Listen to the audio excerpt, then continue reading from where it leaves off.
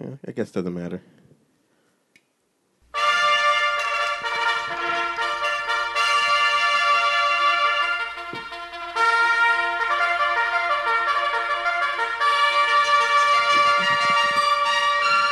Hello, everybody. Welcome to another exciting episode of Shadow Reviews. I am your host, Jarrell, and with me is my always punctual partner, Stu. What's up, Stu? I'm glad we actually had a show today. I was so very worried. Funny with the punctual. Yeah, I was very worried we weren't going to have a show today. My phone did die for it. It was only 2 hours that you lost touch with me, though. I felt like we lost touch with you years ago. No, I'm kidding. Well, before we get into what I'm talking about, this is a show where we review albums, as well as we have some cold drinks. And we have a different liquor every week that Little John lets us know when it's to take drinks of them. And also we have some topics that we talk about in a segment called Stu's Views, where I give some news, current events, and he tells me his opinion of them. But what we always like to do first is actually let me just introduce what we're drinking tonight. I heard on a different show, another podcast I like listen to, that they like to. The guy told him that there's a drink he likes called Gentleman's Jack, which I never had before, but he said it's really smooth. But I'm a little worried because the lady at the counter at the liquor store said it creeps up on you fast. So It says twice mellowed. Yeah. So I don't know if that means we're going to be really mellow or we're going to have no idea what we're talking about. It's 80 proof whiskey. I'm hoping it's got like a nice little usual like Jack sweet taste to it. If it's anything like Jameson, you may be hearing vomit hit the floor. That's always a good thing, right? You know, we like to keep our fans on edge. You know, you never know what you're going to hear through your earphones or however you listen to this thing. So when Little John gives us the cue, we will take some drinks of that. But first, let me get into how was your week, Stu? Let me talk about first that I didn't think you were actually coming today, but I'm glad you showed up. You said you work Sundays now? No, I don't work normally Sundays or Saturdays, but machines broke at my work, so they couldn't. It held up the whole production line, and only Stu could save the day. Didn't they know we have a show to do? Yeah, well, I had to save the day on the weekend. It wasn't just me; it was other people at my work as well. We should tell them that never bother you on a Sunday. That's why at my job I have the days off. At my second job anyway, at a Rite Aid, which I'll say online on the air that I work at Rite Aid as a part-time job. And after working there for a month, let me describe the way I can describe it. Like, you know how when you say how's your job and you're like meh, you know that term meh, Stu? Yeah, it's worse than meh. Is it meh? It's worse than meh. It's worse than meh. It's worse than meh. It's worse than eh. But it's not like, you know, like I want to just blow my head off. If I can sum up my job in one word, it's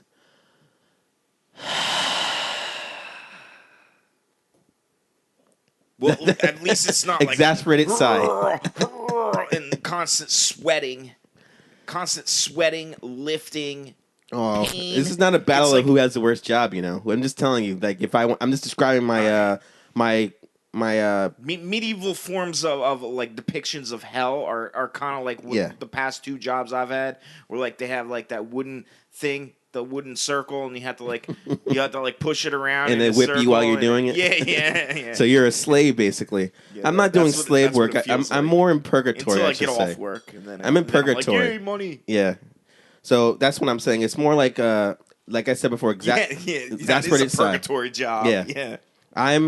So that's where I work now. My job is, and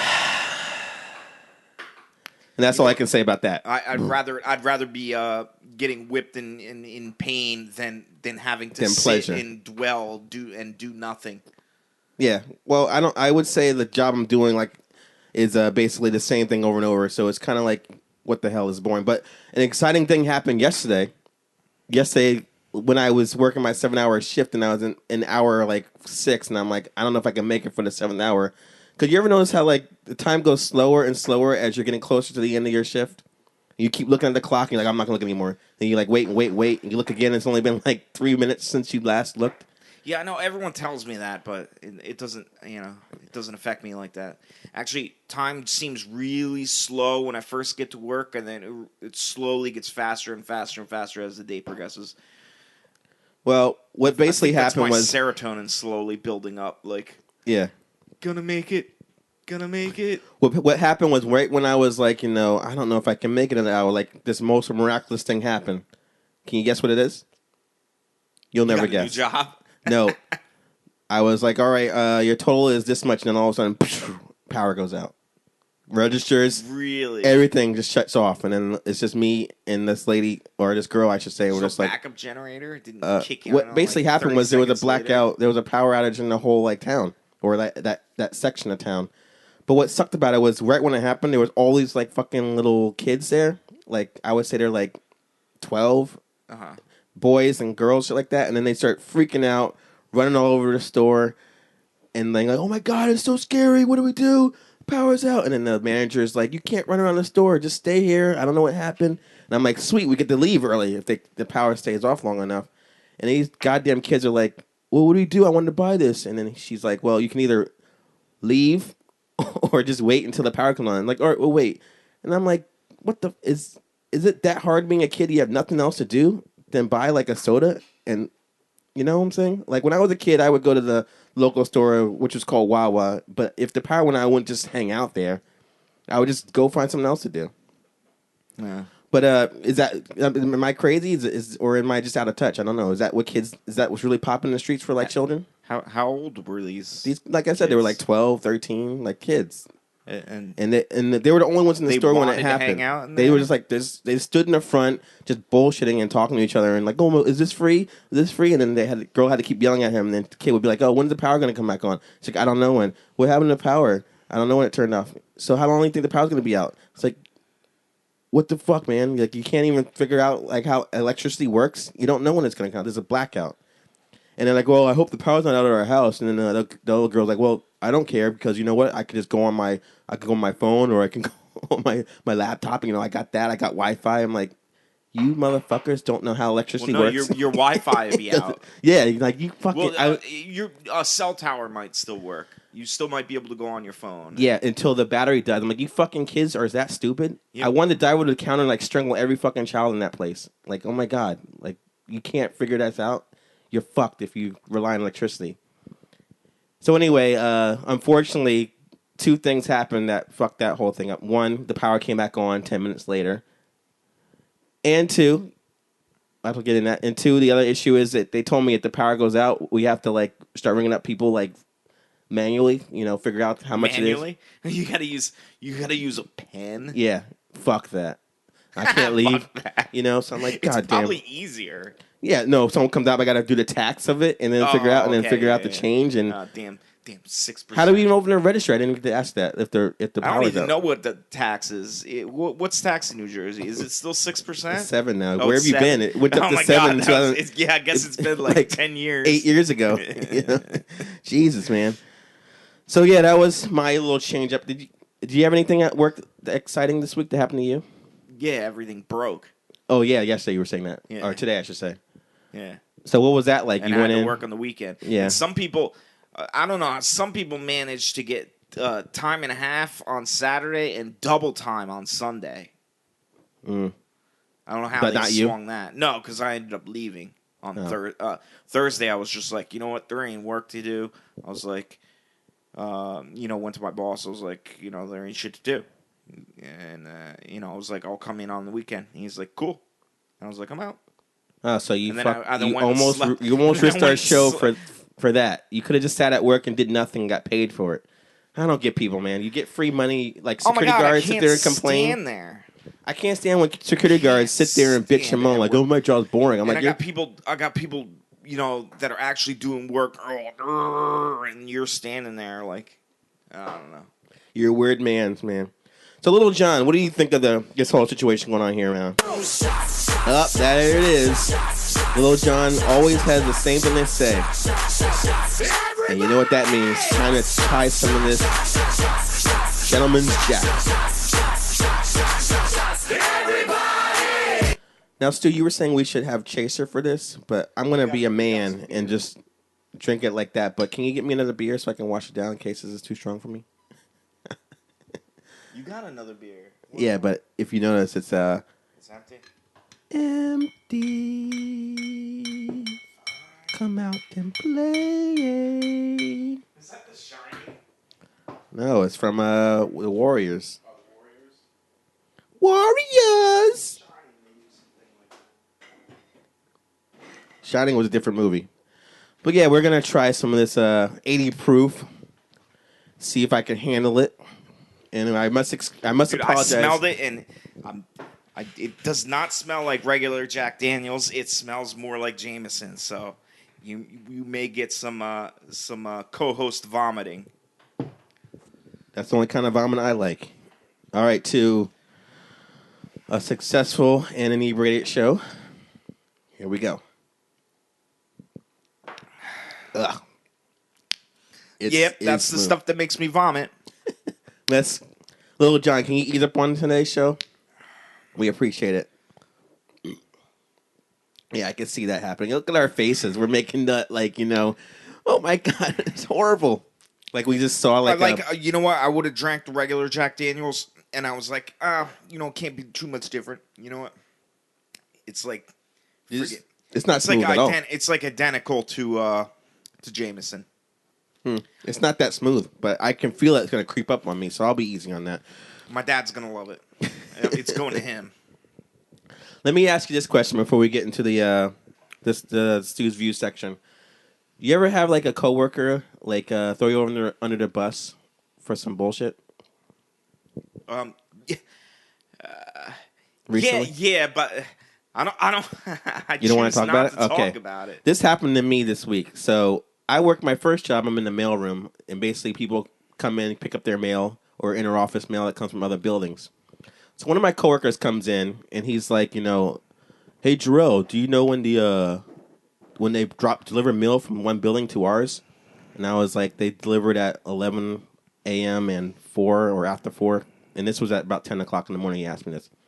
He's like, oh, because the girl Robin, who's like considered the office hottie, and this guy will do anything for a girl. Like if you looking for him, just go to one of like the potential cute girls in the building, and he'll be at their desk just BSing with them or whatever. So he's like, she's looking for her mail, and then from another building. I'm like, well, if she wanted her mail, she should just come here and get it because it's right there. It's even with no chance of hooking up with them too. No chance because he's an old man, and she's like. I've been in those offices before. Yeah, it's kind of creepy. Obviously, he's he's not married or whatever like that. But the girls love it.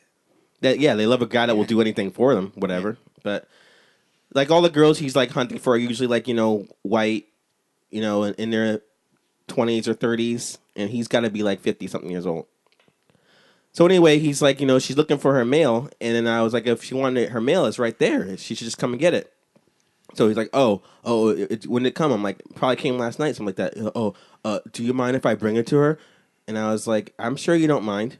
So he picks it up and he's like, if there's anything else that comes, I'll let her know to come by and check. I'm like, fine. So I go down for lunch around noon, and I see both of them are talking to each other. And I come down the stairs, and then she's like, Jarrell. And I was like, yes. And then she's like, I heard what you said about me. I should go get my ass and get my own mail. And I was like, I didn't say, I like my words are being twisted. I didn't say anything about your butt or ass or anything. I just said, and she's like, oh, so what'd you say then? And I was like, that you should go get your mail.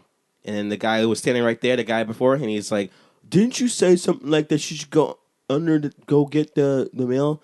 And I'm like, I love the bro code we have going on here. I like how this is working. And he's like, then she's like, listen, Jarrell, like, the guy's name, does anything for me, so that's the way it is. And I'm like, yeah, I'm not shocked at all. So then I walked away, and I thought to myself, not only did this guy throw me under the bus, but when I tried to pull myself out of it, he grabbed me and tried to throw me back under that. Right? You saw that? Didn't you say that? I'm like, you motherfucker, fuck you. And I was like, that's it. No more I'm not talking shit about anyone anymore around this guy. Just all business from now on.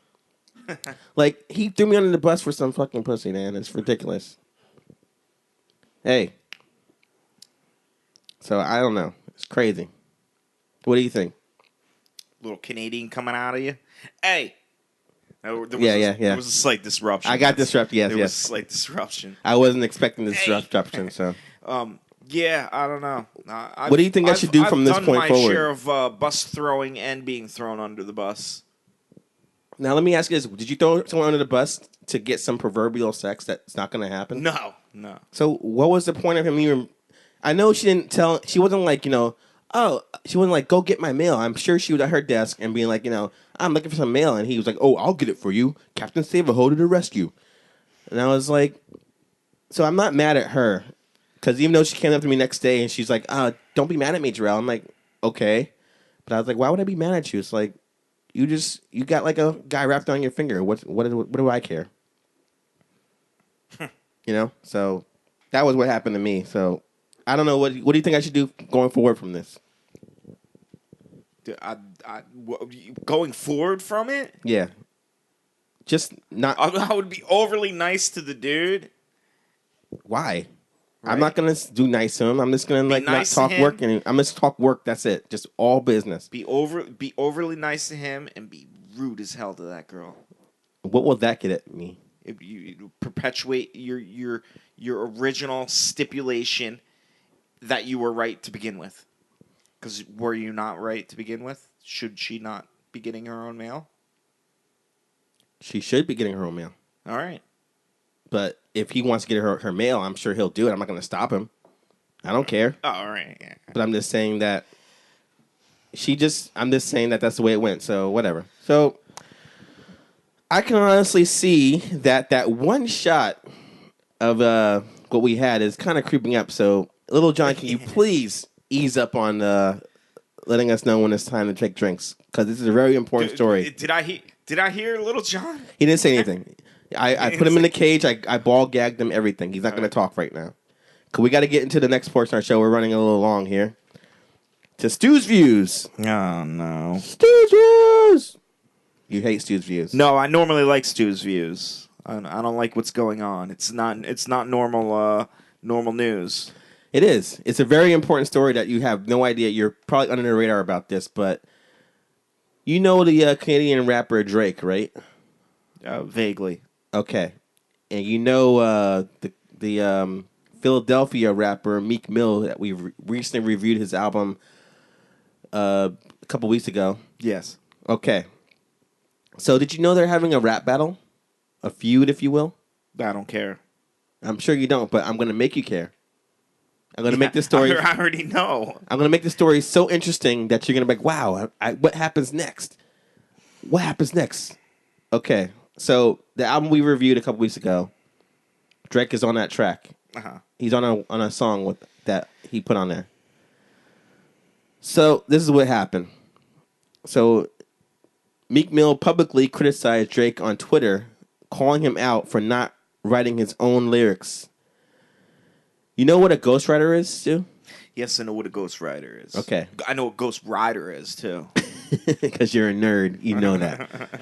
Well, Ghost Rider, I'm talking about in this case. So in a series of tweets, the rapper claimed his counterpart used a ghostwriter for the song Rico, which was actually a good song on the album, off of the Dreams Worth More Than Money album I'm talking about. He also admitted that he was upset that Drake did not promote the album on Twitter upon its release. And he said, quote, Meek Mill said this, quote, "Stop comparing me to Drake. He doesn't even write his own raps.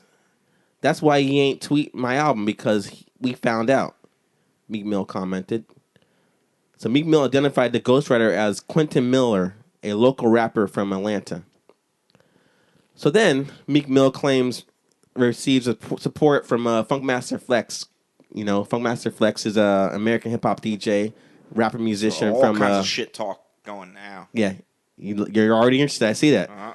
So Funkmaster Flex, you know, from Hot 97. Go Flex! He's still Go alive? Flex! Go Flex! He's a DJ. He's got to be like 65 by now. So Funkmaster Flex backs him up, and Flex received an audio recording that claims was a reference track featuring Quentin Miller from Drake's song 10 Bands. So, How did he so get Drake. in So this basically, argument? this There's no younger hip hop DJs that could get in this argument. you're other getting sidetracked, than man. the Focus. Funk Master Flex. You Focus. wanted me to get interested. I'm Meek getting Mill interested. called Drake out saying you don't even write your own raps, and the only reason he's mad about it is because he didn't promote his album on Twitter. Yeah. So he's pissed off about that. So then this guy named 40, a longtime producer and friend and collaborator of Drake's, who claims that not only that Drake writes his own songs, but he has also written many number one songs for artists. And he says, quote, "No one is as talented as Drake.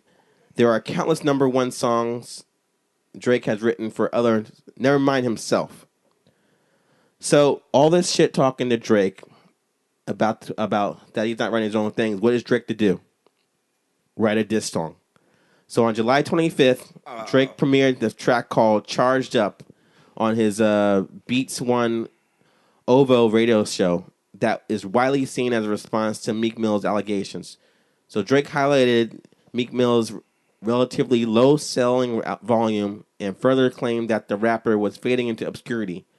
Drake also dissed Funkmaster Flex by promoting his rival DJ Clue. Clue Naughty! You remember DJ Clue? Yeah, Clue's a little bit. I like Clue better. Yeah, than because we're Funkmaster old. Flex. We remember him from the 90s. I like Clue better. Now, I played the first song, Charged Up, for Stu. Let me give you some lyrics from that song that he says. So Drake says on that song, "Done doing favors for people because it ain't like I need the money I make off a feature. I see you niggas having trouble going gold, turn into some so-and-sos that no one knows." Now, when you first heard that song, what'd you think of that song? Oh my god! And you even got lyrics from it. Yeah. Which song was that? Was that 1, 2, or 3? One. We're going in that order. was song 1. Yes. From what you heard, the lyrics.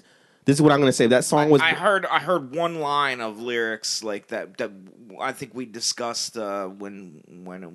Oh yeah, we yeah. were My listening favorite to it. line. That was about The it. Apple thing when Yeah. he still feels entitled. Yeah. You still feel entitled. Well, yeah, which I think you're just reading way far into. Yeah. But that's all right. Do you feel like that song was I think it's horrible. I think it's shit. all right? So you don't feel like song was a proper response to his Twitter thing? I didn't even know it was. I wasn't paying that close attention to the lyrics. Right, So I right. was just like, That's all going to build into what I'm getting at. I thought it was a party song. I didn't know it was a diss song, so I didn't know I had to pay it that close attention. Right. To what the lyrics were. That's what we're going to get into in a second at the end of this whole thing. So first, Stu didn't get anything out of that song. No, nothing. All right, so Drake responds to Twitter about what Meek Mill says in his song. So eventually, around 5 a.m. Eastern Standard Time on July 29th, Drake releases an aggressively diss track named "Back to Back Freestyle" that features further attacks Meek Mill. The track streams over 500,000 times in 4 hours, heavily suggesting that Meek Mill's relationship with Nicki Minaj is lopsided in Nicki Minaj's favor, and also further criticized Meek Mill for not responding to the first song, Charged Up, and for relying on Twitter to attack Drake. The track was released for streaming on the OVO SoundCloud account and on Apple Music. And lyrics to that song, Lyrics to that song, SoundCloud. Back to back, goes as follows: "You love her, then you gotta give the world to her. Is that the world tour or your girl's tour? I know that you gotta be a thug for her. This ain't what she's meant when she told you to open up more." Which is obviously talking about Nicki Minaj and how he's on the Nicki Minaj tour. And he wants her to open her legs more? Sure. I think he's saying that you're coat riding Nicki Minaj's tour. And then he says furthermore... Coat tailing. Yeah. What'd I say? Coat riding? Coat riding. Coat tailing. Coat. It's like the little like... Yeah, he's riding the coattails. Like, yeah. Okay. Yeah. And then he further says, yeah, trigger fingers turn to Twitter fingers. Yeah, you gotta getting bodied by a second nigga. So I think in this particular song, Back to Back, is really goes at Meek Mill as opposed to the first song, where it was just like, don't you do it. But this song, it was like, yeah, fuck you. You don't even like you're fucking like on Nicki Minaj's tour, and you're getting bodied by a guy that fucking sings. What do you think about that second song, Stu? Equally as horrible, and no, I did not know about the dispute, so I wasn't trying to listen to any lyrics. Okay. Now, what's going on in the And I was listening to it on your phone, and it sounded like shit. Yeah, iPhones are not great for sounding for music, but we were in a situation where we didn't have any choice. Little single speaker, you know. But anyway, like what's going on in the world outside of this room when that happened is everyone was like, "Oh my God, Meek Mill, you got bodied. You're done. What you gonna do? You gotta answer this 2 diss songs in a row. What you gonna do about that?" Twitter's blowing up. Everyone's calling Meek Mill's out. You gotta say something about that. You gotta answer this. You know how rap battles go. So, as I said before, Meek Mill is on tour with Nicki Minaj, so he has to stop what he's doing, if he's doing anything, I don't know, and write a diss track back to respond to the allegations that Drake is saying. Now, back to the story. So then, finally on July 30th, Meek Mill's released a track entitled "Wanna Know" through Funkmaster Flex Hot 97. And on that song, "Wanna Know," Meek Mill samples reference tracks that aim to prove Quentin Miller as Drake's ghostwriter while reasserting his ghostwriting allegations and criticizing Drake for being soft. Meek Mill also disses A&R Ab and Daylight on the track. In the Drake diss track, Meek Mill claimed that Drake was urinated on in a movie theater. Remember that part? What? Okay, that was toward the end. And also the track... How did I not get... How did I not pick up on urination? He said piss, but whatever. Oh, he said piss? All right, I could have missed the quick piss. And then also the track samples the WWE wrestler The Undertaker's ring tone entrance. The ring, the ding. Remember that? Uh-huh. So they sampled the Undertaker's walk-in song, but a spokesperson from the WWE stated that WWE takes this intellectual property rights very seriously, and we're looking into the matter.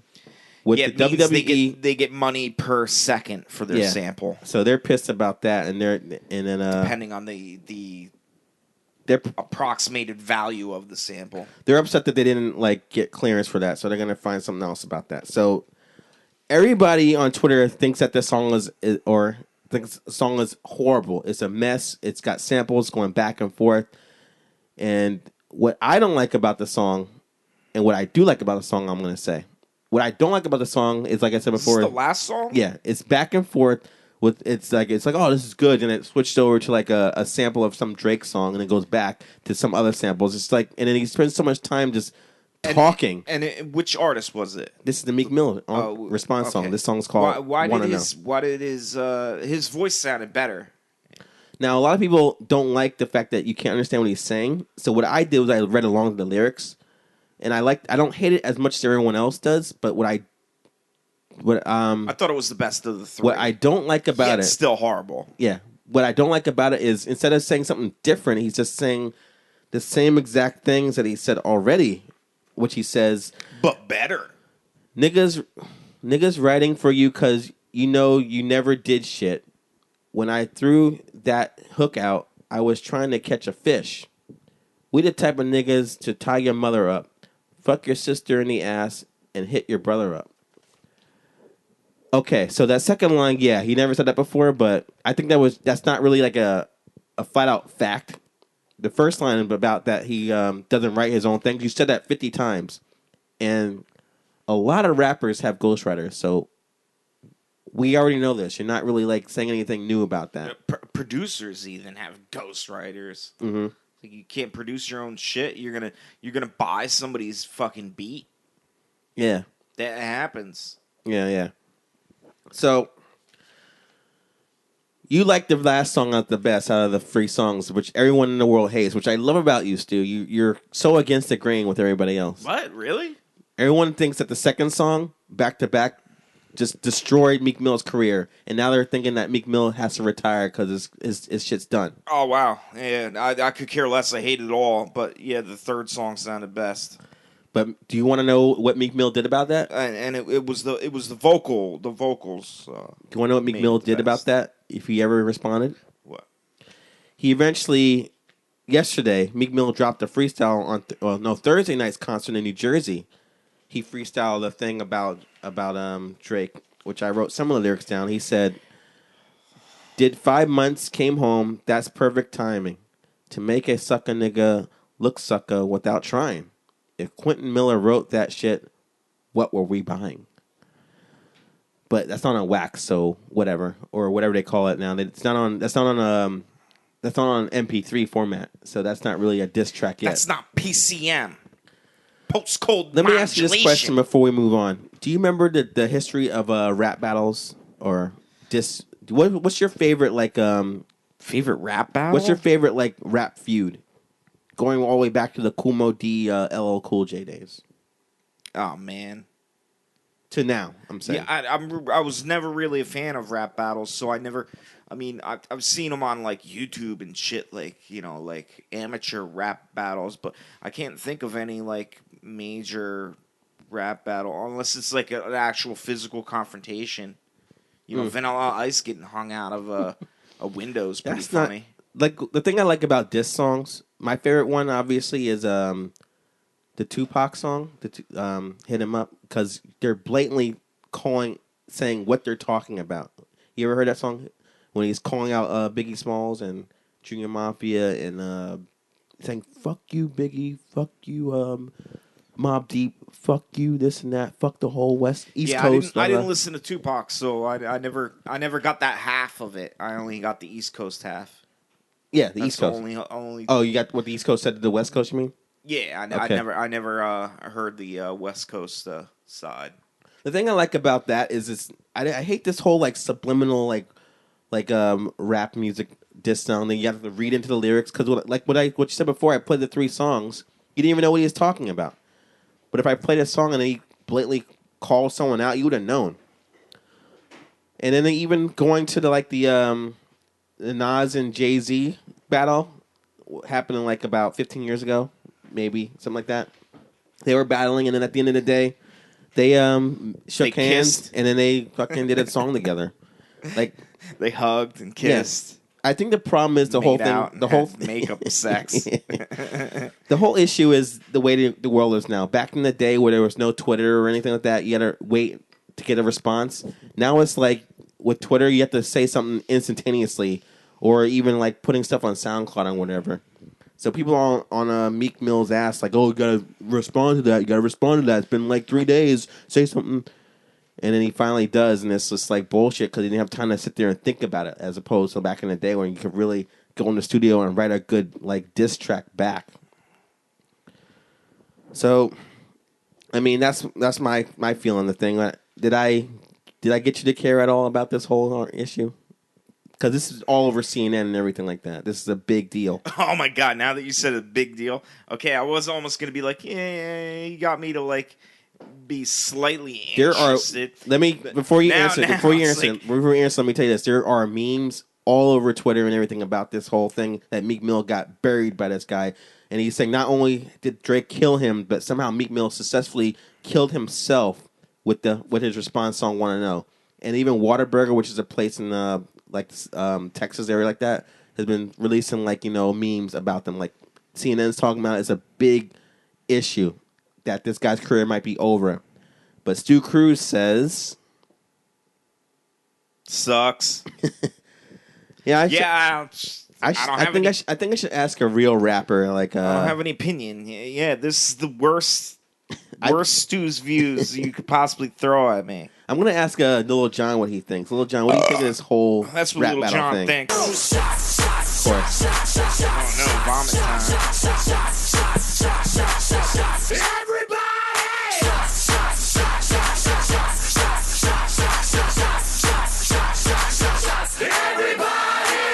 I think that's code for I'm right and Stu's wrong. How could it be wrong? About what? What, not knowing is wrong? Yes. You are ignorant. Okay, yeah, I'm ignorant. And I tried to acknowledge you, and you don't care. You're like a high schooler learning history. I don't think you're going to be going to see that Compton movie with me, are you? No, I would go to see that. Oh, Though, now 'cause you that was- care. When it comes to old school rap, now you care. yeah, like I said, I don't mind. I enjoy old school. I mean, I did grow up on some of that shit, So so we're reviewing some of it slipped by me, but Public Enemy and Future. So I already have a feeling I know what your ratings are going to be. So to Stu's predictability. Wish that was colder. God, that is like fiery anus. This is not smooth at all. I was misled. All right, second story here. And I'm going to cite this. I got this from the Associate Press. Massachusetts police reach out to drug dealers on Facebook.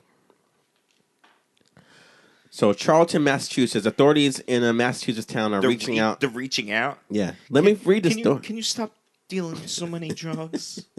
Just maybe cut it down, like half. You're close. Half it. You're close. They're saying Half? authorities in the half a sheet of acid. Can I read the damn article? 50 pills, not 100 pack.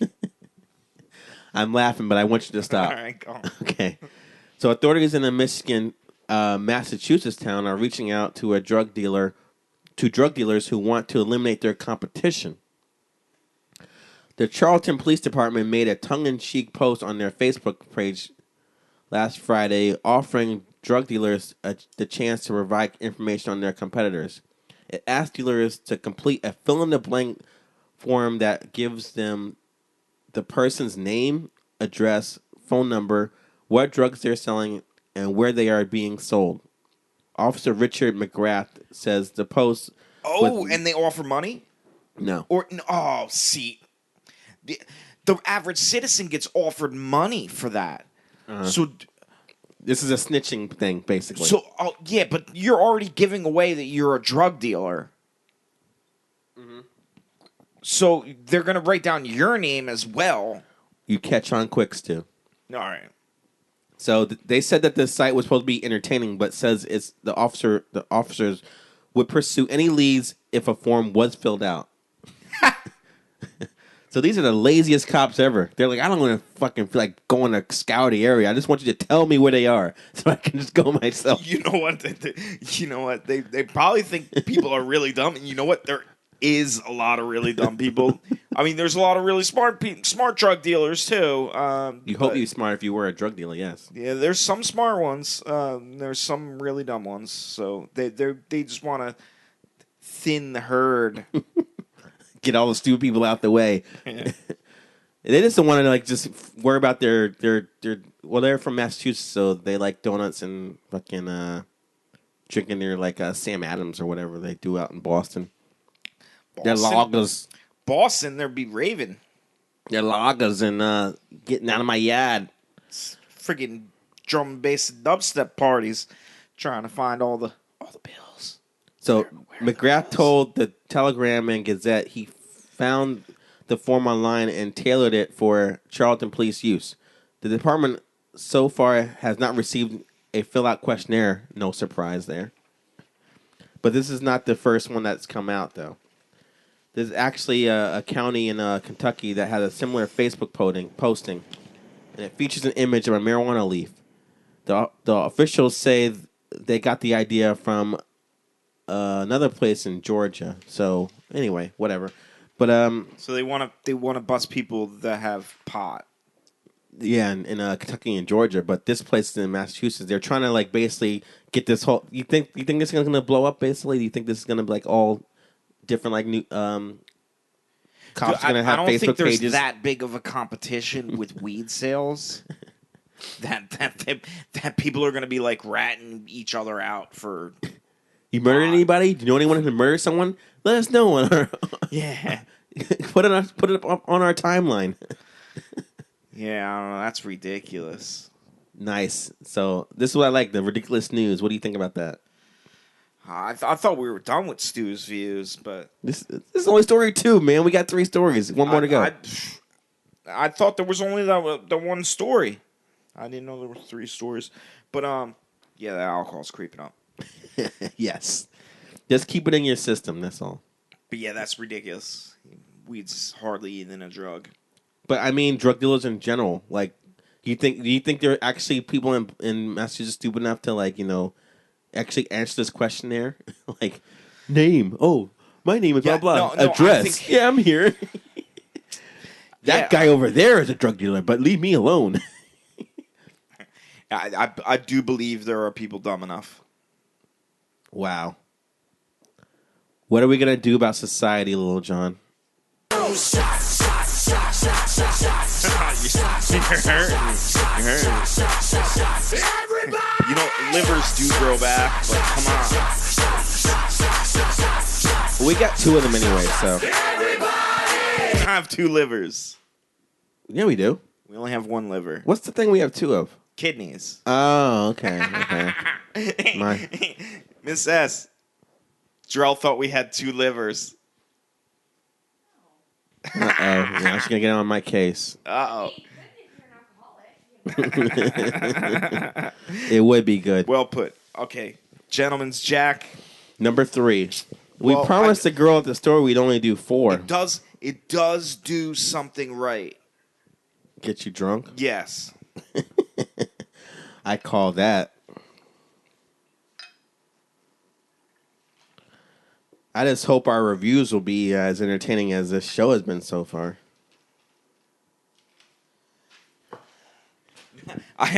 This is the worst show ever, I'm telling you. That's because you were late. The worst alcohol. Yeah, I had to work all day, all morning. Little John, cue the small violins for Stu. Oh, yeah. All right, I'll shut up. But sorry. Yeah, there's tons of things. All right, to Stu's.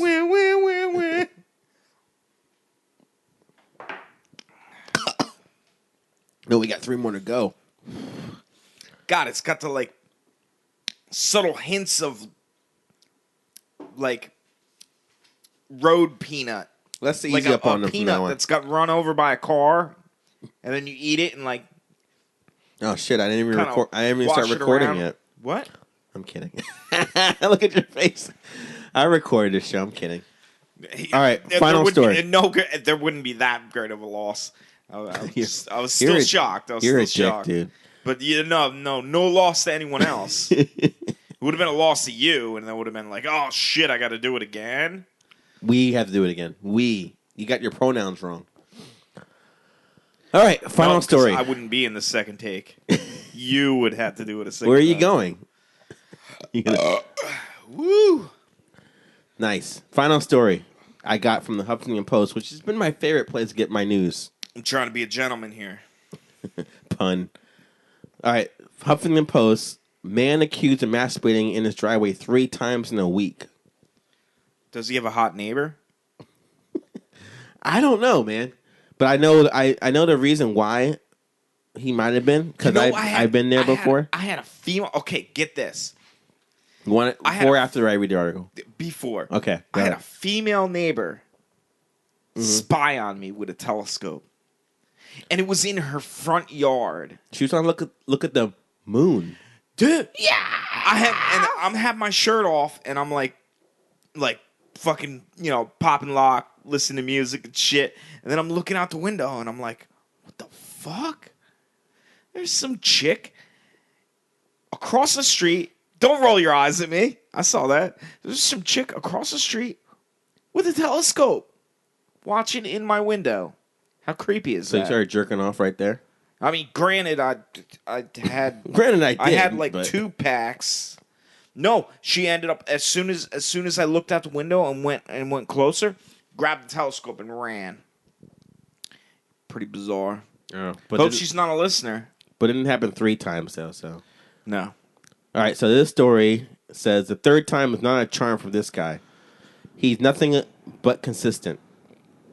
A 52-year-old man from Metairie, Louisiana, has accomplished a hat trick of sorts, getting arrested for public masturbation 3 times in 1 week.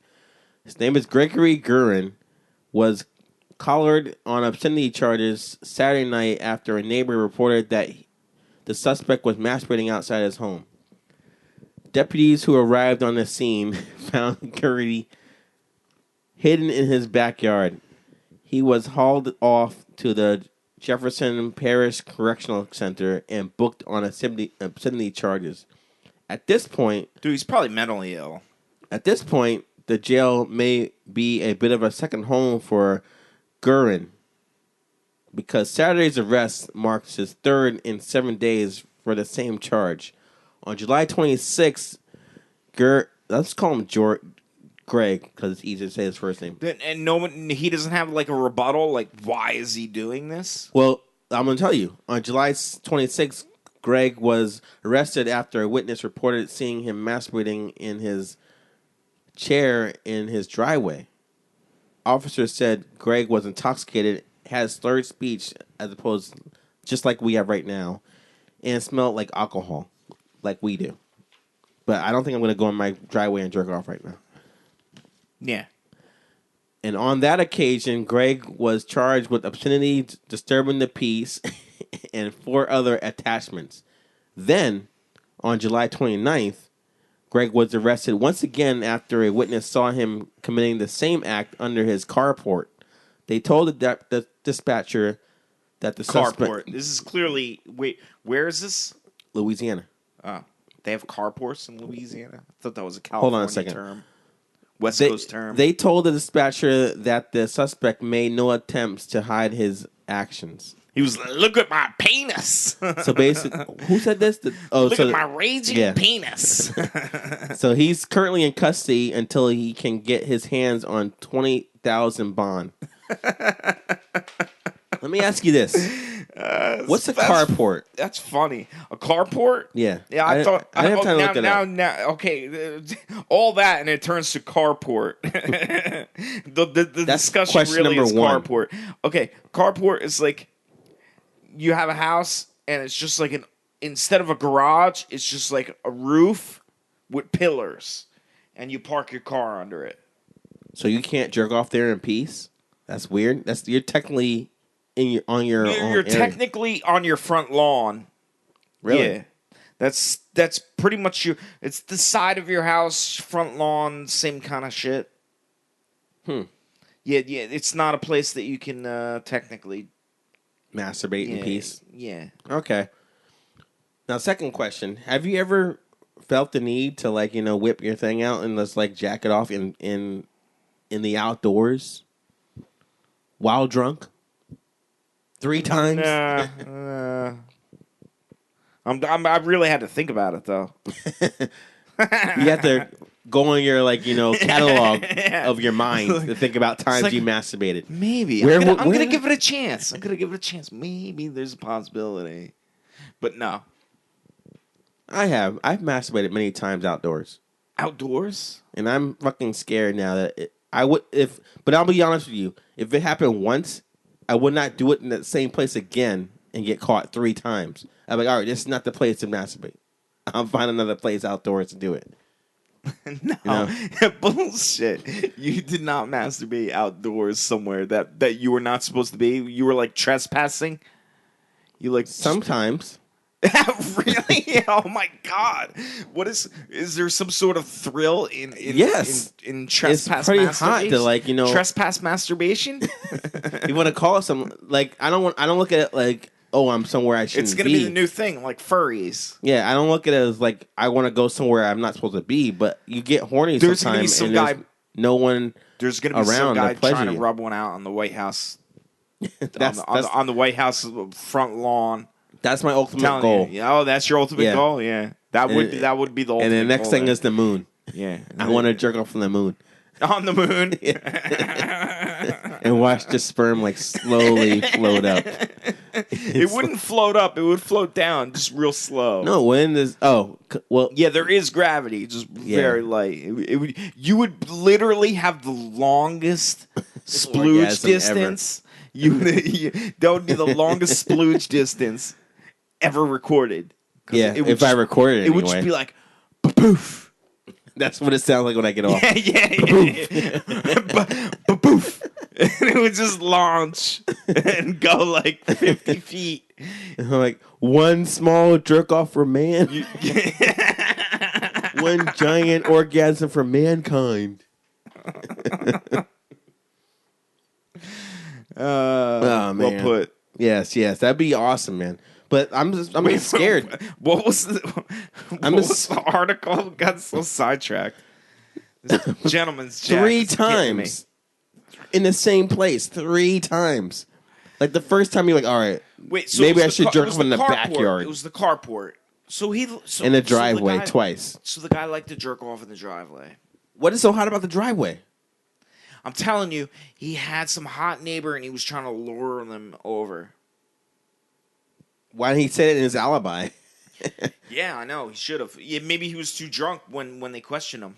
Louisiana people. Maybe he got so drunk. He got so drunk. He was like, "Come over, baby. Come over." And then, That's your best Louisiana accent? Do it again. Louisiana impersonation. Oh, come on. I'm not Creole. I reckon I'm going to jerk off here. I'm not going to stereotype. For all you Louisiana listeners, I apologize. Yeah, you better. Yeah, I'm not going to stereotype. All right, you have nothing to say about that? You want to move on? Yeah, move on. All right. Please. And I see we're making good time. We're at almost an hour.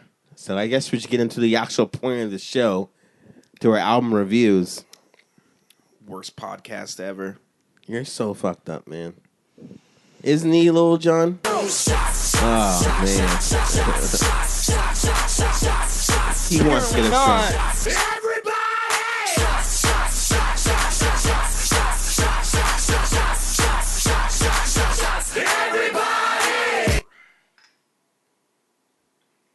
Switch shot glasses at some point?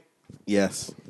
No, wait, no. I thought I was this one. No, I had that shot glass at one point. All right, you want to switch? No, it's fine. Yeah. You want my cooties? Cuties. All right. What do we do to a successful review? May we agree on everything we say. Oh, that ain't gonna happen. But yeah, try.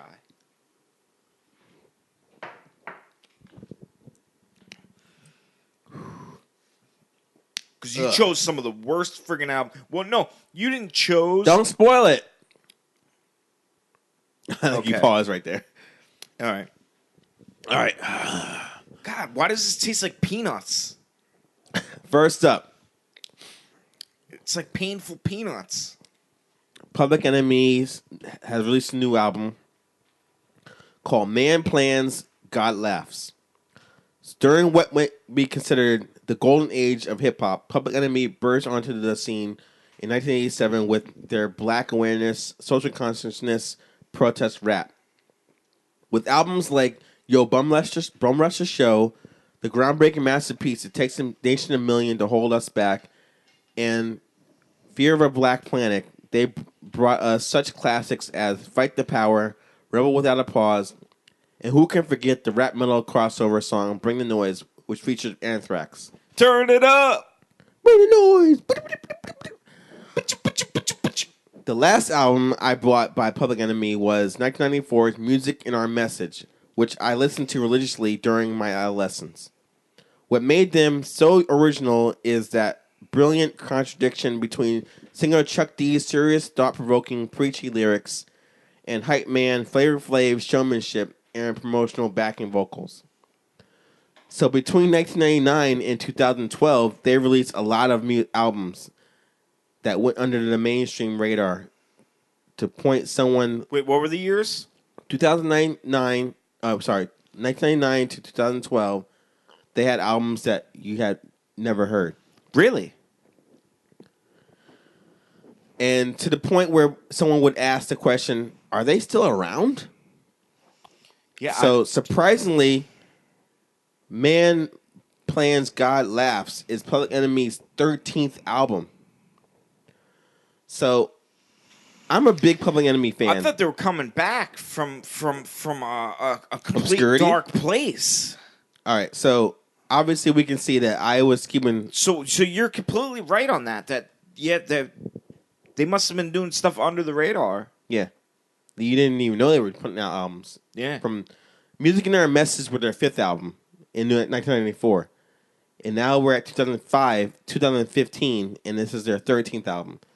So I'm going to fucking go in on this album because I'm a big fan. I want to know what you think first before I really go crazy. All right. Well, I think it's great. I'm not worthy to judge it, but Flavor Flav should have had a little bit more of play in there. I agree. But somebody else should write his lyrics. You know 911's a joke, that song? He sings on that. So you think he's a good rapper, so to speak? Yeah, he's got a completely different style that completely like mixes up, makes it like all right, it's party time, and then like let's get serious again. Okay. Yeah. All right. It's almost like when you have movies, he's not comic relief. I take him more serious, but when you have movies and you have like comic relief, it's like that. It's like a relief from the rest of the tonality of the whole song. Do any songs you liked or hated on the album? Oh yeah, shit. Oh, you gotta go to the great and powerful. Oh wait, lab. no. Wait. I can't even check because I only had a mega mix. I didn't have the separate tracks. Yeah, right. I didn't have the separate tracks, so it was a little more difficult for me. I had a mega mix. Okay. Well, that's good to let me know because what an artist wants for their album is to have it all flow.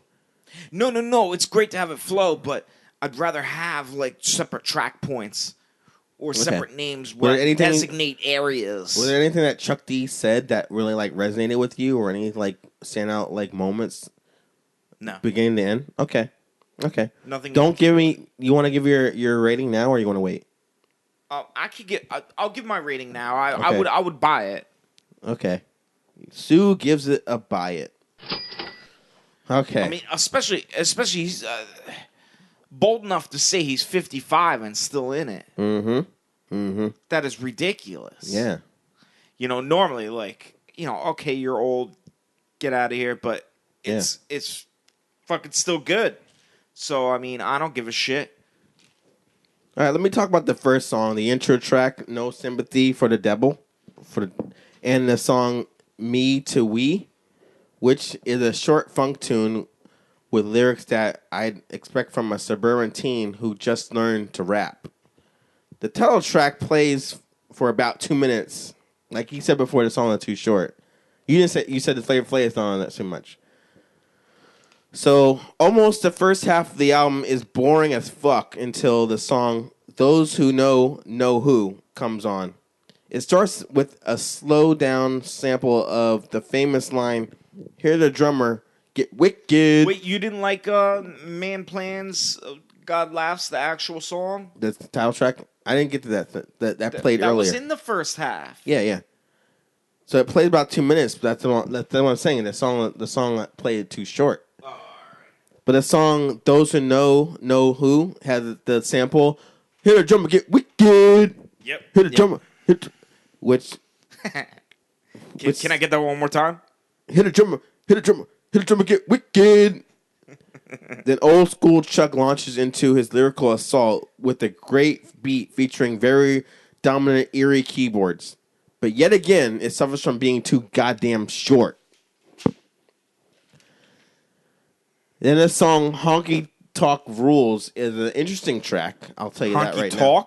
Honky Talk Rules. Oh, yeah, I see it now. That's pretty funny. Here, Public Enemy tries to have a hold down with this bluegrass ditty sung in a rhythm of "It Takes Two." You know, the Rob Bass song, "It takes two to make things go right." So he's doing a like fucking country song to that like rhythm. And this is like on a level of Kid Rock circa 1989. Bad. With the song title like bad. With a song really? With the song title Core Plantationopoly, you think it's about to hear some groundbreaking shit. But no. Like many other songs here, they start off great, but stall out almost immediately. And are too short. Plus, they are so short, like you said, it takes more time to say Copeland Plantation Monopoly than to hear a whole song. Yeah, I guess they didn't try to formulate. They were trying to be more loop based. All right. There's a difference. There's a difference. Sometimes with electronic music, you try to do loop based tracks. Sometimes they do end up being really short. All right. Because if you did it long, then it would be boring. Mm-hmm. Because it would be repetitious material with only slight different changes. You know, Public Enemy made longer songs in their career. Yes. All right. All right. Final review. So I think this album should be labeled as a Chuck D solo album because Flavor Flav is barely on this album, like Stu said. Yes. The times you hear his voice, I'm pretty sure it's just a sample. I need to hear at least 15, yeah, boy, to qualify as a Public Enemy album. I did hear one full rap. The multi-sampling is here, but also there is too much use of old Public Enemy songs. Plus, this album isn't even half an hour long. The songs are too short, which might be a good thing because they're so terrible. It doesn't give enough time to drop the knowledge the group is known for. Not only is it forgettable, but it's completely... Don't you dare shit on this masterpiece. Not only it's a disgrace to the Public Enemy image. For that, I say this album is a fuck this. Oh, fuck you. Fuck this album. Seriously. Because it's a Public Enemy album. This is horrible. No. A horrible Public Enemy record. You're completely out of control. No, this is terrible. I think you're completely out of control. I think you're out of control. Dude, yeah, what about the next albums? Before? Dude, or the future? I wouldn't even consider even reviewing them. This is terrible. This is terrible work by them. For Public Enemy, what I talk about...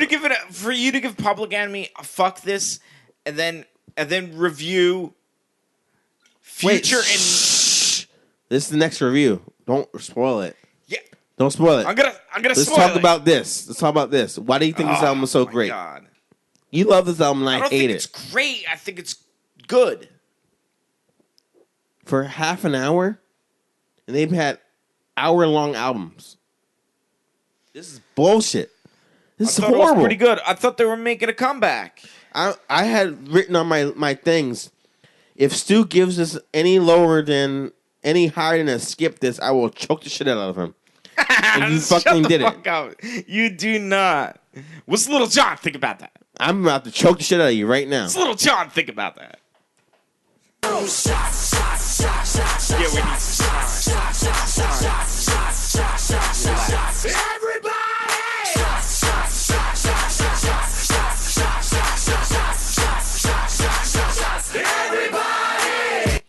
Mrs. S walked in the room. I'm mad at Stu. I'm mad at him. He gave the Public Enemy album a bias, and I thought it was the worst thing I ever heard. It's in my bottom 5 for the year. Horrible album. I was entertained. When? Isn't that what counts? When were you entertained? Isn't that what counts? I had my arms folded. I wanted to like vomit. Baby, Mrs. S, come here. Would you like to try some of this Gentleman Jack? No. Wise choice. Yes. It is not good. A soft no. I mean, it's not good as in... It's not a trick. It tastes fine, but it's just... You will probably be ripped off of one shot of this because it's so disgusting. You'd just be like, oh, God, I don't want to drink for another week. It's not bad like that. It's just bad. It just ruins your plans. It's like... I know you guys had such concrete plans after this. It's like this was going to be the greatest podcast ever. It's like you were gonna. Gentleman's Jack just ruined it. It's like you had things to do. It's like you had things to do and you're not gonna really. do something. It's like you had things to do and you eat some shrooms. Not gonna happen. Oh, yeah. This is like with this thing, man. Well, I have things I need to do, and then I drink too much at night, and then my breathalyzer doesn't start my car. Yeah, that one sucks. Oh, I gotta get to work. I'm having car trouble. Maybe you shouldn't be drinking at 2 in the morning. It's not 2 in the morning. I'm telling you, the thing is so sensitive. I will drink at friggin' 10:30. If I have a gin and tonic at 10:30, forget it. It's over. All right. All right, what are we toasting Gentleman's to? Jack.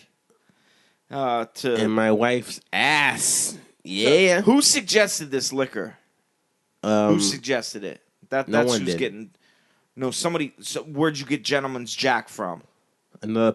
I'll tell a podcast in the other show. I don't want to say it right now. Okay, so some other podcast.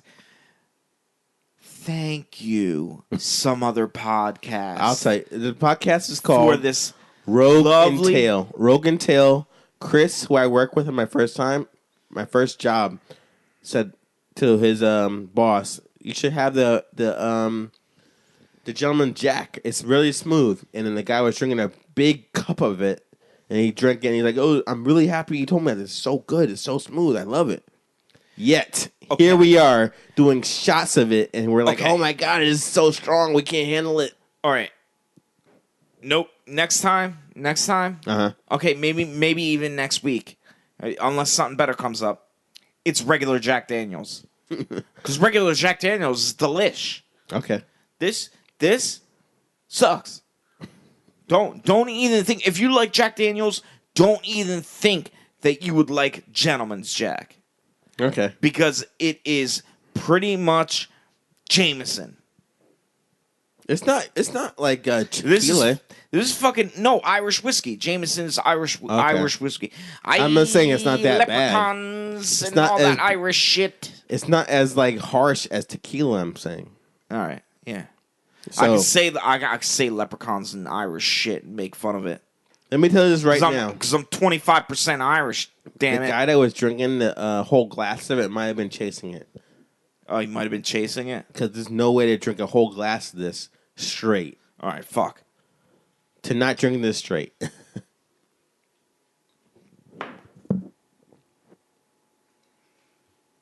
Damn. I like how we both drink a beer immediately. Ready for the second review? Peanuts. That's all All it right. tastes is peanuts. Future. It has a nice woody taste with notes of peanut. All right, second review. Future. Sucks.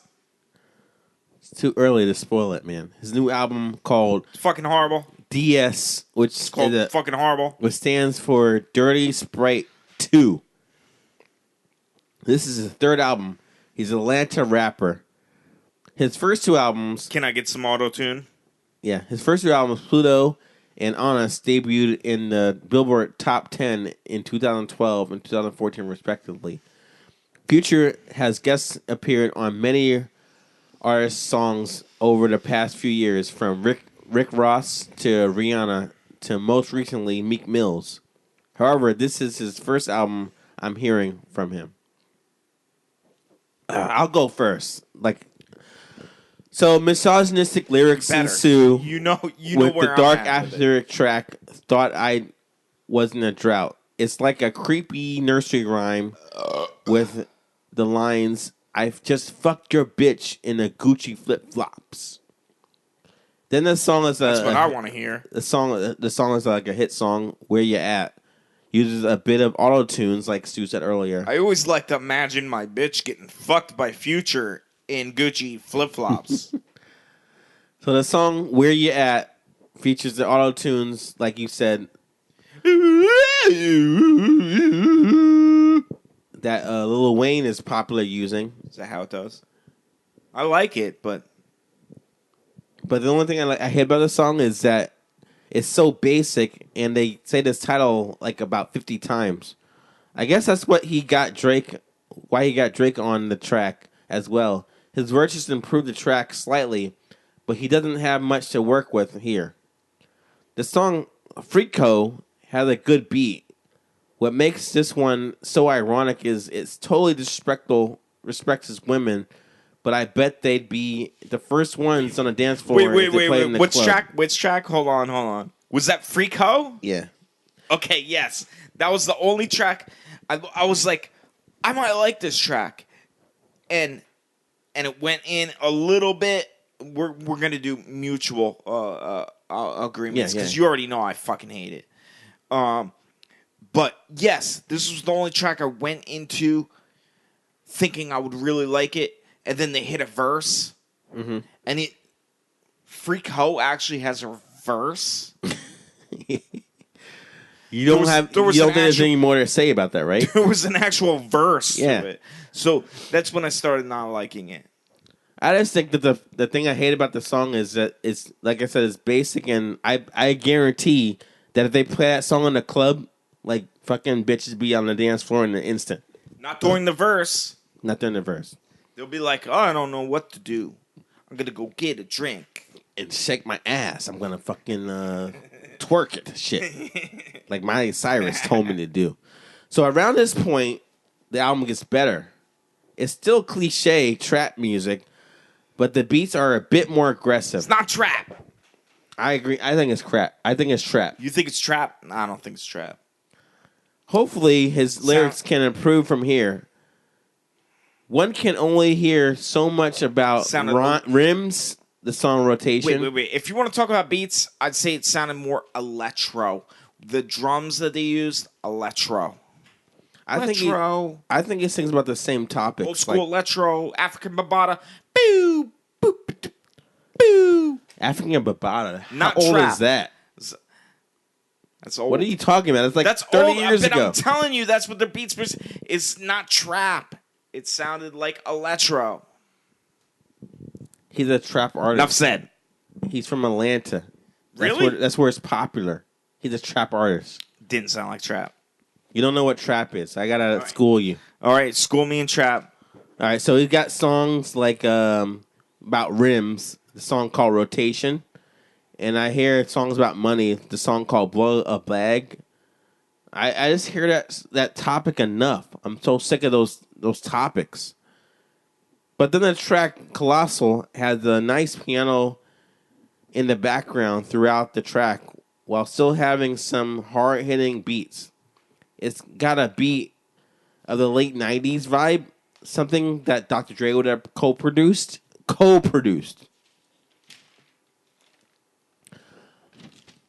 But then the pianos come again in the song Blood on the Money, but then switches to an organ. Another highlight on the album. Bump this shit driving in a residential area. Neighbors will love it. Another song I like in the album is the What like? Yeah, another song I like in the album. Another song I liked is the Percocet. Another time I disagree with Jarrell. Here we go. The Percocet and Stripper Joint. Oh my god, dude! They talk about fucking pissing codeine from Scissorp. And yeah. popping all kinds of fucking Molly? Valium. No, not Molly. No Molly? Okay. Fucking Valium. Not Valium. Was it Valium? What were they talking about popping? Prescription shit. Stupid prescription shit. You know what? You pop a bunch of that shit, you go into fucking seizures, you get sick. You know, it's not meant for that shit. You might as well go with fucking hard drugs if you're going to do some shit like that. Yeah, but you notice they had the samples of, like, the sample of that song sounded like, kind of like the 8-bit Nintendo games, like Tetris or like Zelda. You're a fan of Zelda. Yes, I am a very huge Zelda fan. Yes. So that song sounded like a Zelda kind of song. It couldn't have sounded like a Zelda song. I would have picked up on it. What song was it? Percocet and Stripper Joint. Which I would have liked if the song wasn't so short. It does not sound like Zelda. I would have instantly known that it sounded like Zelda. I'm listening to it right now. What is that? Listening to it right now. I'm going to fast forward. Nothing like Zelda. Nope. Definitely nothing like Zelda. Obviously pizza. totally nothing like Zelda. Where do you even get Zelda from? I'm just thinking of 8-bit Nintendo games. You're just trying to make me look bad. It just sounded like. Yeah. That's all it sounded like. That's all that was. It was a soft, poppy, hip hop drum beat. Let me ask you this: through the whole thing. did you agree with me that they put the best songs towards the end of the album, like songs like "Real Sister," "Know the Meaning," and the song "Fuck Up Some Commas" are the pinnacle of the album? Would you agree with that? If they put those songs at the end, I probably fucking didn't even. I give thought them a the chance. song. I thought the song "Know the Meaning" was way too melodramatic. But what did you Nope. think of the album? I'm telling you, toward the end. toward Toward the end was pretty good. okay, toward the end, I didn't even care. Rocksmith. Oh, I got the Rocksmith version. Oh. Yeah. Dude, What he's song got are a you cowboy playing? hat. What song He's is got a that? cowboy hat. It's What like, song is that? oh, yeah. What song is that? What's the name of the song? It's Rocksmith presents Future Real Sisters. It's the Rocksmith version. Okay, well, whatever. But want me to give my review first, or you? Dude, my review No, is fucking ban it. Ban it. I don't have that choice. Well, you don't have ban it. Well, what was that? Diarrhea it. Flush it. Flush it. Diarrhea it. So at the end of the day, you say fuck this album. Yes. All right. Now I want to say right now, I fucking hate trap music. I think it fucking sucks. But there are This ain't fucking real trap. That is not trap. I don't care who's telling you that it's trap. Up. Let me review it. There are a few songs on here that I could bob my head to. My other complaint on this album is there are a lot of songs that are very stagnant since they don't have much to say musically. And definitely they haven't anything to say lyrically. So for that, I say this album is something you can download. Woo! Download. What songs are you gonna download? Maybe 4 of them. Okay, maybe 4 of them. All right. I won't press into any further than that. Cool. But okay, so you're saying look at the last 4 tracks. Yes, the last 3 tracks or 4 tracks are good. Now the last 3 tracks and then another song somewhere in the mix is good. Okay. All right. But you say just so people know. You say you're so mad about this album existing.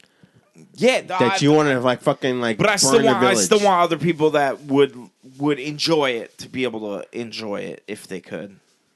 Fans, anyway. Yes. But Lil Jon has a different thing to say about it. Oh!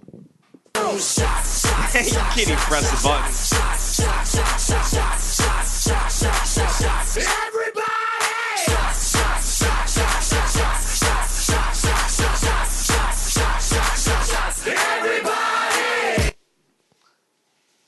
All right. We are running a little long on this show. But it's all right, though. This is the final shots of the night. Before...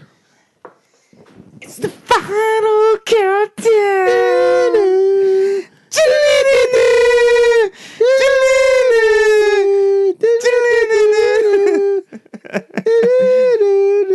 I really need a Roland JP 8000 to actually pull that off. To the band Europe. Yeah.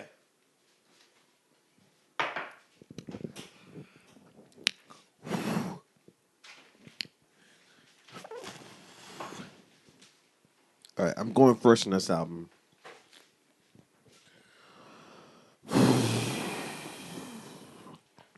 Knuckle Puck. Copacetic. And this is the debut album from the Chicago pop punk band who formed in 2011. They're punk? Pop punk. I don't even consider them pop punk. You know what that? I don't even think they should get that title. Stu, you notice how I said pop really loud, but No, said I punk don't even think they quietly. get pop punk title. They're- They're friggin' they're emo. Holy shit. So after They're not releasing a punk. handful of EPs, they signed to Rise Records in 2014. Don't look at Miss S for They also played this year's They're Warp not pop Tour. punk. They were another Warp Tour band, like last week's podcast. They're horrible. They're not pop punk. So the song "Wall to Wall Deprecation" is a very energetic opener, which I think. They sound like an earlier version of Brand New, but less emo. Less emo? Like think of the album by Brand New, Your Favorite Weapon. Sounds They nothing sound like that. punk. It sounds 100% emo. And I'm interjecting. Go ahead. I'm interjecting. Go ahead. Because Interject. it is 100% emo band. Emo, core, or emo, whatever you want to call it. Not punk. Okay. But it comes from punk. All right. So after 4 straight exuberant pop punk tracks, they throw an interlude ballad in the mix called Ponder. It's like it got a nice guitar riff, but it's very unnecessary. Things go back to its norm with the sometime bouncy song Evergreen. Nice bass lines during the outro of the song True Contrite. It's a really groovy song, man. The fast-paced punk song that Newfound Glory is known for appearing is the song Stationary. I was getting a little bored with the previous slow-moving songs, so this was a nice waking jolt, though brief, adrenaline shot. This album has more emo moments as it goes on, like Stu said. Yes. Like the song In Your Crosshairs, which challenged the band Taking Back Sunday musically, and definitely the vocal tracks. All very generic. Yeah. All very generic. Like they might as well like created this whole album from a textbook of emo core. Yeah. You gotta agree with me on this, or you don't have to. But the most punkest moment on this album is a song called Pretense. On here, the pop side of the band takes a backseat and lets the speed punk side of the band take the wheel. Would you agree? Pretense? Yeah, towards the end. Hold on. Okay. I gotta wait. You fucking heard this album. Why you gotta listen to it? I did hear this album, but I'm gonna have to skip an ad and fast forward. And hold on, let me give it a little listen. Just giving a little listen. You said towards the end, right? No, I said towards the end of the album. Towards the end of the album? But you heard this album, right? Track? No, the album. Yeah, and it all sounded the same to me. Okay. It all sounded like crappy emo. All right, stop. So there is a depression and anger resonating on the final song, which is called Untitled, which ends with an almost 4-minute guitar loop and soft fading vocal. The song is kind of beautiful, but a nice way to end the album. So here we go. Final verdict. Sucks. I usually like my pop punk to be more punk, like bands like Face to Face, The Vandals, or even the band The Descendants. It's not pop punk. It's emo. But with the current state, it's emo core and it sucks. But what does the current state? I love emo core bands, but this one sucks. Damn it! Let me talk. No, I have to interject. Not yet. With the current state of the genre, I think Knuckle Puck can breathe new life into the almost extinct sound. The fans of this album will love it. So based off of this, I rate this album something you should buy. Oh my God! Can't wait to hear you. All right, I have to explain myself. I have to explain myself. Well, it's definitely not pop punk. Why? It's emo, and it sounds like what's the difference? It's cookie cutter. What's the difference? It's fucking cookie cutter emo core. What's the difference between It's pop cookie punk cutter. and cookie cover emo core. He's slurring. It's cookie cutter. I'm telling you, it sucks. I don't like it. Okay, go on. And it sucks. I don't like it. You It's cookie cutter emo core. I did not like anything about it. There was not one single track that stuck out to me. It all sounded absolutely identical, and I did like their graphics on their that doesn't YouTube. like say their album On their YouTube, so to speak, but whatever. they got little glasses, a little frog, and like a little watch and stuff like that. And then they got the little bouncy spectrum analyzer there. I look good. Look good. Their production's good. Okay. Production good. Music shit. All right, so what would you rate this? Fuck this.